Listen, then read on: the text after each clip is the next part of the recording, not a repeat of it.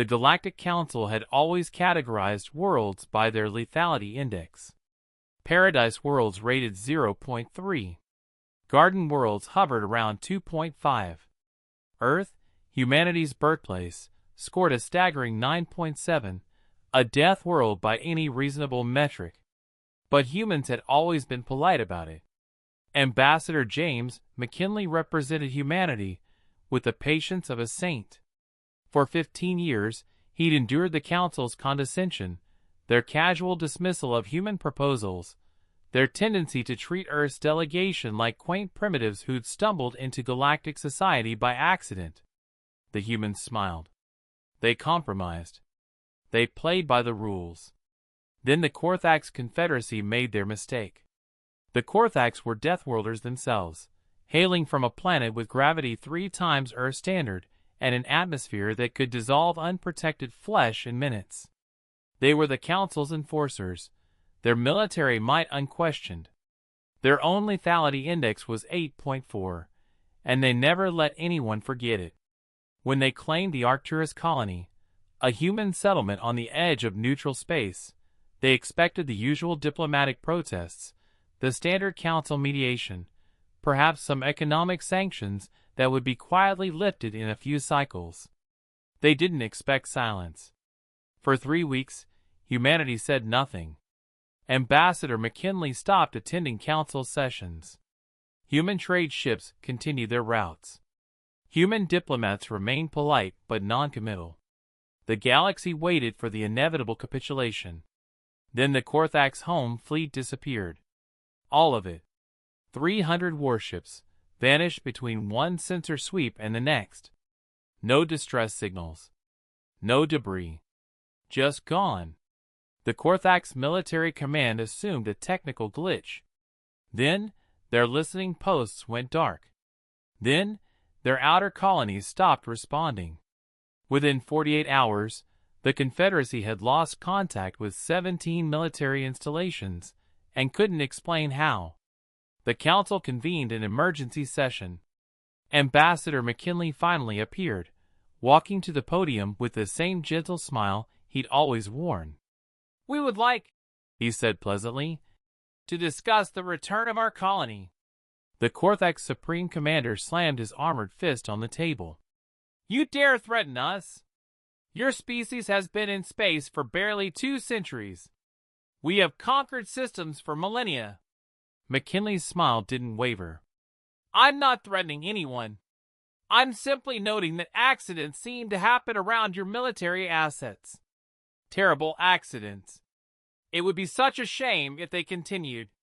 What have you done?" The commander's translator couldn't quite capture the growl in his voice.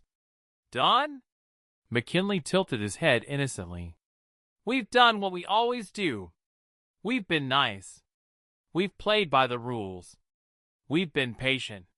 He paused. "But you seem to have mistaken patience for weakness."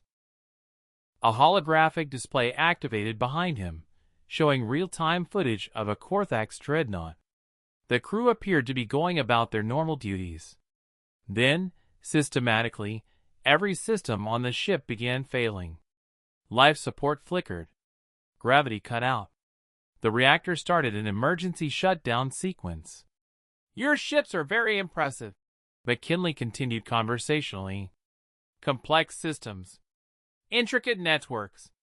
Thousands of potential failure points. Do you know what humans are exceptionally good at? We're problem solvers. And right now, you're our problem." The footage showed Korthax crew members in zero gravity, scrambling desperately as their vessel died around them. "How?" the commander whispered. "You shared your technical specifications with the Council 15 years ago. Standard military transparency protocols." McKinley's expression remained pleasant. "We've had a long time to study them. Humans are very thorough when we're motivated." He leaned forward slightly. "Here's what's going to happen.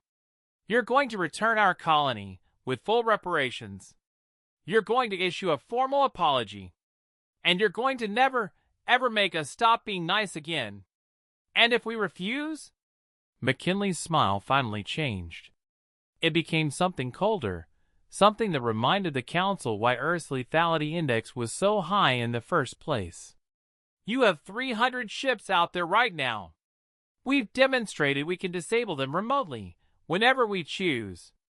Your military bases are connected to networks we've already infiltrated. Your planetary defense grids run on systems we helped you upgrade 5 years ago. He paused. We've been playing nice because we chose to, not because we had to. You really don't want to find out what happens when we stop choosing. The silence in the council chamber was absolute. Do you understand what I'm saying, Commander? We're a death world species. We didn't survive by being the strongest or the fastest.